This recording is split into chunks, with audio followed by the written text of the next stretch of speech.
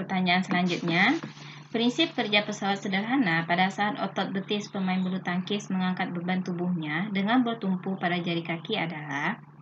Nah, di sini otot betis pemain bulu tangkis posisinya sebagai kuasa, sementara titik tumpunya adalah jari kaki.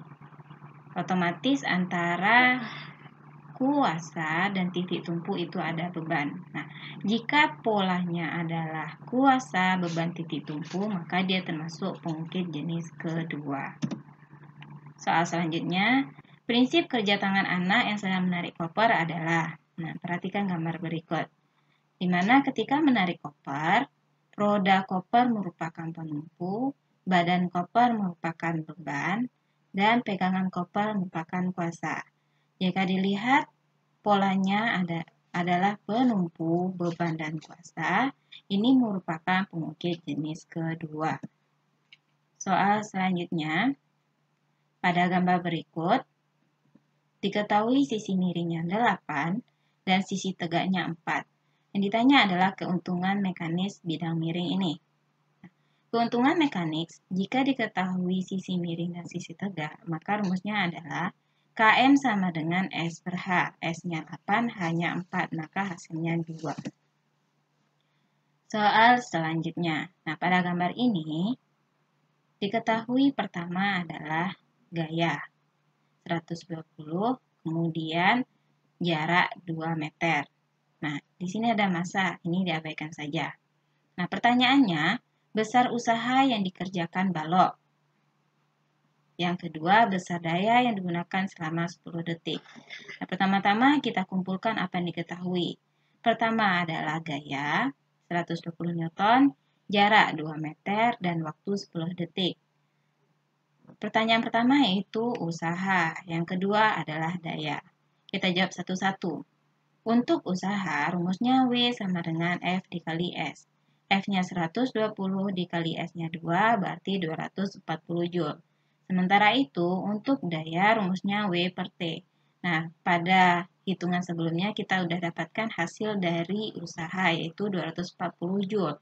Dibagi dengan waktu, itu 10 second. Maka didapatkan dayanya 24 Watt. Soal selanjutnya, perhatikan dua gambar pengungkit di bawah ini.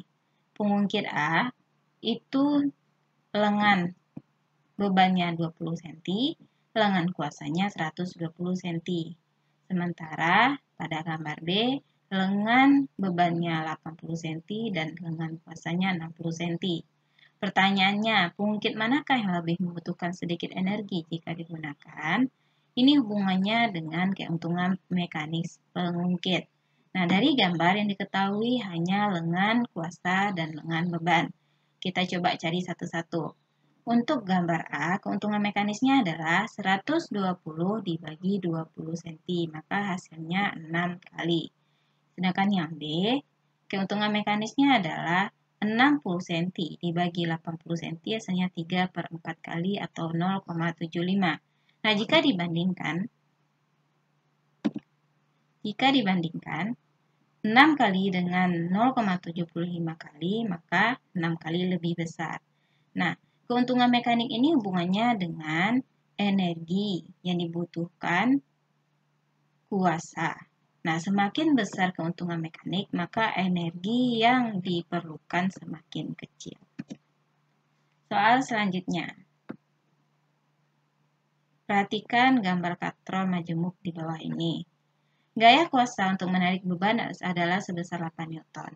Berapa besar beban yang dapat ditarik oleh katrol majemuk di bawah ini?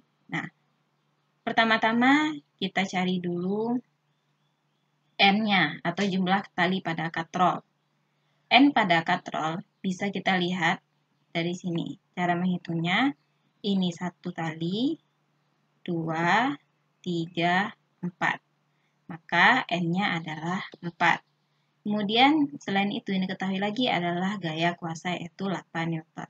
Nah, keuntungan mekanik pada katrol majemuk itu syaratnya adalah keuntungan mekanik sama dengan N atau jumlah tali pada katrol. Keuntungan mekanik itu sendiri rumusnya adalah beban dibagi kuasa. Nah, berarti kalau Km sama dengan N, berarti W per F sama dengan N. Nah, sekarang yang ditanya adalah W. Berarti kita turunkan rumus ini. Sini. Km sama dengan N.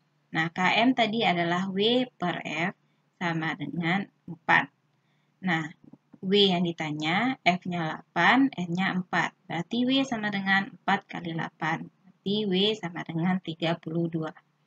Demikianlah pembahasan soal tentang usaha dan pesawat sederhana pada video kali ini. Mohon maaf jika ada salah kata. Akhir kata, Assalamualaikum warahmatullahi wabarakatuh.